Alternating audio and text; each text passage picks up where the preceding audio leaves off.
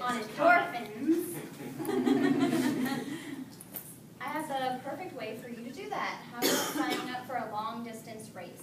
Being prepared for the day of the race can be done with the proper training, can fill you with the confidence and the ability to reach your goal, which is making it to the finish line.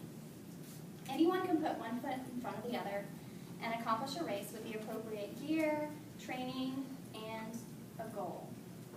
I've been a nationally certified fitness instructor for over 3 years, primarily teaching boot camp style workouts, and I've also been a running instructor for 10K and half marathon races.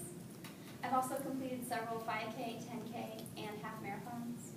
And in the last 2.5 years, I've actually completed 4 triathlons.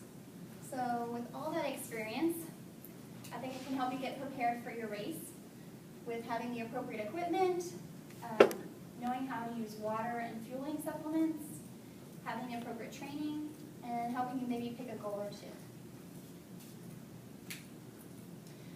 So the important thing to have as far as equipment is essential gear. So a wick-away top or sleeveless top for females, a sports bra, shorts, socks, shoes. So those are the essential things. Something to keep in mind is the day of the race, you never want to try something new. You always want to wear something you've already trained in, because something like a new pair of shoes could give you a blister, or something in your outfit could be poking you. So it's really important to just wear what you've already trained in previously. There's also some non-essential gear that you can have. GPS watch is awesome. I love mine. It not only can track your time and your mileage, but it can also be a pacing partner. You can also use your phone, or a great app for your iPhone is Runkeeper, and for Android help, I think S-Help is also an option. Having sun protection, a hat, sunscreen, sunglasses is also nice depending on your circumstances and your environment. Also, compression socks are popular with some people.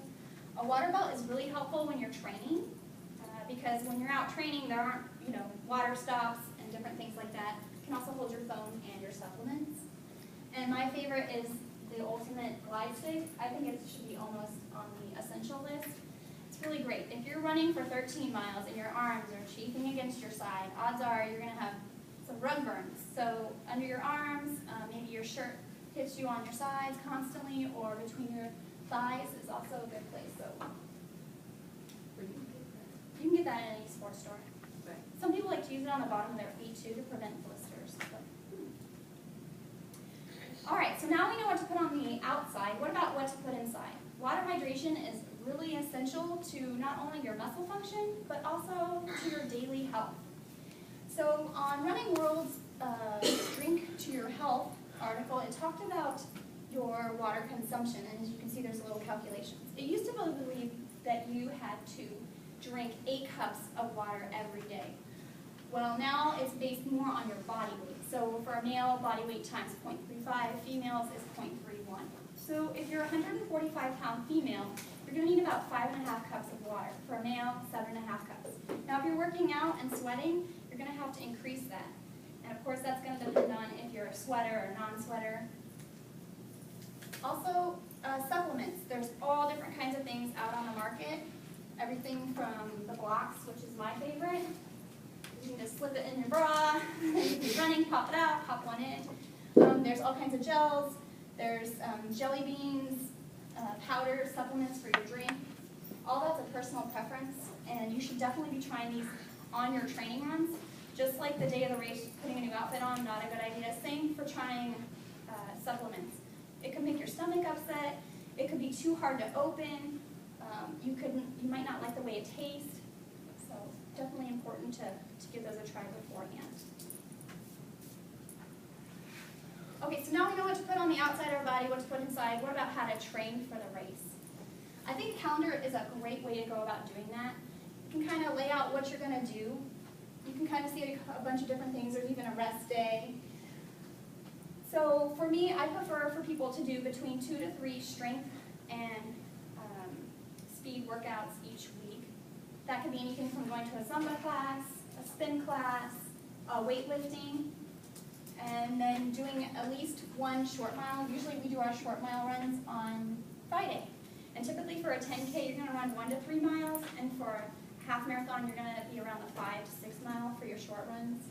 And then Saturdays is usually when we do our long run. And what we do is we'll start with 6 miles, and then you move to the next week, 7 miles, 8 miles, and keep increasing. Sometimes with the 8 to 9 miles, depending on how long you're taking to train, typically you take 3 months to train for a half marathon, you may get to repeat mile 8 and mile 9 consecutively 2 weeks in a row. It's really important that you don't miss a week. If you were to hop from 6 to 8, that's a 2 mile difference. You know, that's not a good idea. You could potentially get injuries, so following it is really important. So not only is having that calendar helpful for knowing what you're going to be doing and succeeding at that, it could help you also potentially pick a goal. Maybe your first goal will be picking a race and signing up for it. Maybe it's after you've completed your first month of training, you get yourself that new pair of tennis shoes. Or setting some realistic time completion for your race. That should usually be done around the 2-month mark, because you need to know where you're going to be as far as where you are running per mile. So if you run a 10.5-minute mile each mile, then you can calculate where you're going to be for 13 miles. Maybe even inspiring a friend to do it with is a good idea too. Rewards are also important for reaching your goals. They can help you motivate you and get you to those goals. Like I said, with completing 1 month of training, maybe getting those new pair of shoes. So with that said, with anyone who wants to succeed and reach their goal, taking it one step at a time, following your schedule, and having a goal or two and maybe a friend along the way, you can get there. To be prepared, you need to have the appropriate equipment, know how to use your water and fueling supplements, have the appropriate training schedule, and a goal or two you desire to reach. So pick a race, put on your racing shoes, and I'll see you at the starting line.